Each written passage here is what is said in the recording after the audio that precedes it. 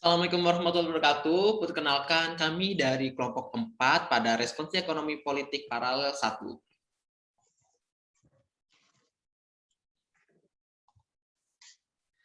Kelompok kami beranggotakan Ana Himatullah Hidab dengan NIM H1418008, kemudian Rizka Trisusanti dengan NIM H1418034, kemudian ada saya, Reza Septiawan H1418041, kemudian ada Saudari Fathia Diaul Haq dengan NIM H1418077.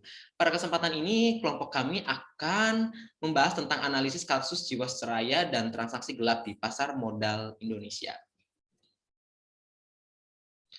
Output yang akan kami sampaikan diantaranya pengamatan kasus, kemudian konsep di teori disusul dengan analisis kasus, selanjutnya yaitu kesimpulan. Salah satu perusahaan asuransi di Indonesia yaitu PT Asuransi Jiwasraya yang memiliki kasus gagal bayar polis. Kasus ini dimulai pada tahun 2002 dikarenakan cadangan lebih kecil dari seharusnya yaitu 2,9 triliun. Kasus ini terus berlanjut hingga tahun 2019. Jiwasraya melakukan pelanggaran terhadap prinsip kehati-hatian dalam berinvestasi, di mana menempatkan 95 dana investasi pada aset-aset berisiko. Dalam kasus ini, 10 nama terjerat dalam kasus pelanggaran tersebut. Sampai saat ini, kasus gagal bayar polis yang dialami PT Asuransi Jiwasraya Persero masih tetap berlanjut dan sudah memasuki persidangan di pengadilan. Peristiwa kasus gagal bayar polis ini yang menimpa PT Jiwasraya tidak lepas dari peran OJK yang sudah diatur dalam perundang-undangan, yakni pasal 9 UU nomor 21 tahun 2019. Next.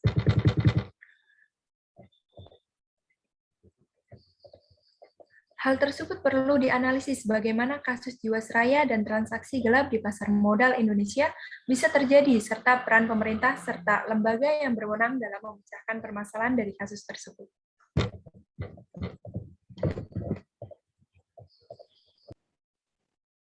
Adapun konsepsi teori yang dibahas, yang pertama ada teori Keynesian, di mana membahas tentang mekanisme pasar. Mekanisme pasar di sini sebagai invisible hand melukiskan bagaimana kepentingan pribadi diterjemahkan oleh mekanisme pasar menjadi suatu hasil bagi seluruh bangsa atau seluruh negara secara efisien. Menurut kaum klasik, tidak diperlukan lagi adanya suatu lembaga tertentu yang harus memperhatikan perekonomian secara agregat. Para ekonom klasik percaya pada pentingnya peranan kebebasan individu, tapi bukan berarti meniadakan sama sekali peranan pemerintah. Peranan pemerintah paling utama itu harus terkait tentang sektor publik dan juga terkait pertahanan nasional. Lalu yang kedua ada kesehatan keuangan perusahaan asuransi, di mana asuransi sendiri adalah transaksi bertanggung yang melibatkan dua pihak bertanggung dan penanggung, di mana penanggung menjamin pihak kepada tertanggung bahwa ia akan mendapatkan penggantian terhadap suatu kerugian. Jadi, tertanggung menukarkan kerugian besar yang mungkin terjadi dengan pembayaran tertentu yang relatif kecil. Menurut keputusan Kementerian Keuangan nomor 504 garis miring KMK 06 2004 tentang kesehatan keuangan bagi perusahaan asuransi yang berbentuk badan hukum bukan perseroan terbatas dalam Budiarjo 2015, perusahaan asuransi dan perusahaan reasuransi harus memenuhi ketentuan tingkat solvabilitas paling sedikit 100%. Dan jika belum memenuhi akan diberikan kesempatan melakukan penyesuaian dalam jangka waktu tertentu untuk memenuhi ketentuan tingkat solvabilitas. Jadi, ditinjau dari segi hukum, pemerintah telah memberikan payung hukum untuk melindungi kepentingan nasabah perusahaan asuransi dengan menetapkan risk-based capital. Yang selanjutnya yaitu ada risiko bayar atau default risk. Default risk sendiri itu memiliki pendekatan ada dua, yaitu ada model struktural dan juga model tereduksi. Selanjutnya ada pasar modal dan bursa efek Indonesia, di mana pasar modal sendiri memiliki peran besar bagi perekonomian suatu negara karena pasar modal menjalankan dua fungsi sekaligus, yaitu fungsi ekonomi dan juga fungsi keuangan. Harapannya, pasar modal diharapkan aktivitas perekonomian menjadi meningkat karena pasar modal merupakan alternatif pendanaan bagi perusahaan-perusahaan, sehingga perusahaan dapat beroperasi dengan skala yang lebih besar dan pada gilirannya akan meningkatkan pendapatan perusahaan dan kemakmuran masyarakat yang luas. Dan yang terakhir tentang mekanisme perdagangan efek di bursa efek. Perdagangan saham sebenarnya merupakan perdagangan biasa sebagaimana jual beli barang di pasar pada umumnya. Ada pembeli, penjual, tawar-menawar, penyerahan uang, dan barang. Hanya saja bedanya bahwa di dalam perdagangan saham ini seseorang yang ingin membeli atau menjual saham dan bursa efek tidak dapat secara langsung mengadakan transaksi jual beli tersebut.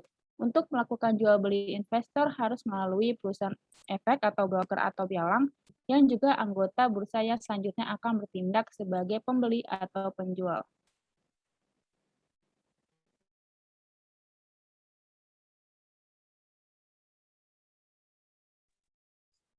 Sistem ekonomi pasar merupakan sistem ekonomi yang berlandaskan pada kebebasan individu dan perusahaan dalam menentukan berbagai kegiatan ekonomi.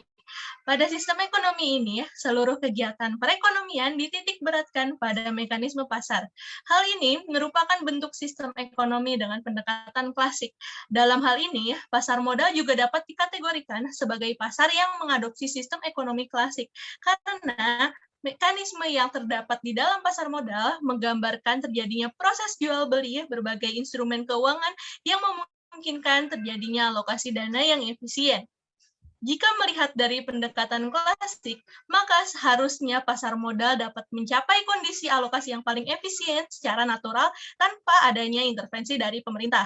Namun, adanya perilaku moral hazard dan faktor-faktor lain dapat membuat pasar modal yang seharusnya menjadi tempat alokasi dana yang efisien justru malah menyebabkan inefisien seperti yang terjadi pada kasus PT Jiwasraya.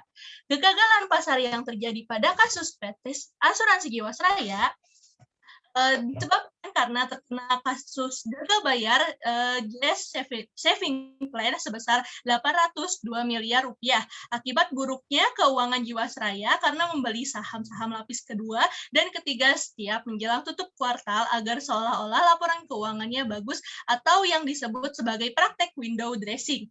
Terdapat 8 pasal yang telah dilanggar, maka dalam hal ini DPR RI dapat melakukan fungsi pengawasan dan fungsi legislasi untuk kasus ini.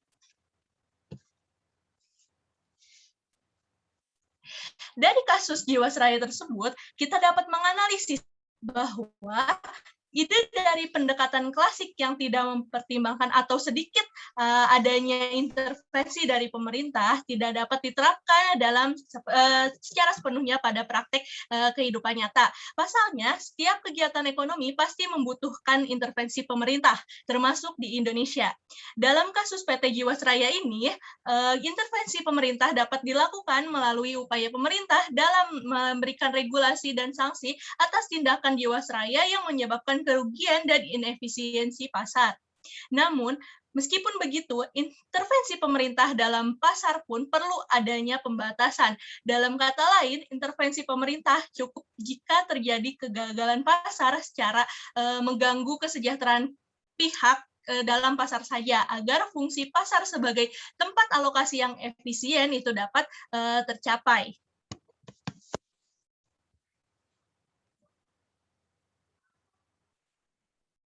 Lalu terdapat kesimpulan yaitu kasus salah kelola Jiwasraya dapat menurunkan kepercayaan masyarakat terhadap perusahaan asuransi di Indonesia, sehingga OJK harus mengevaluasi terkait mengatur dan menata industri perasuransian.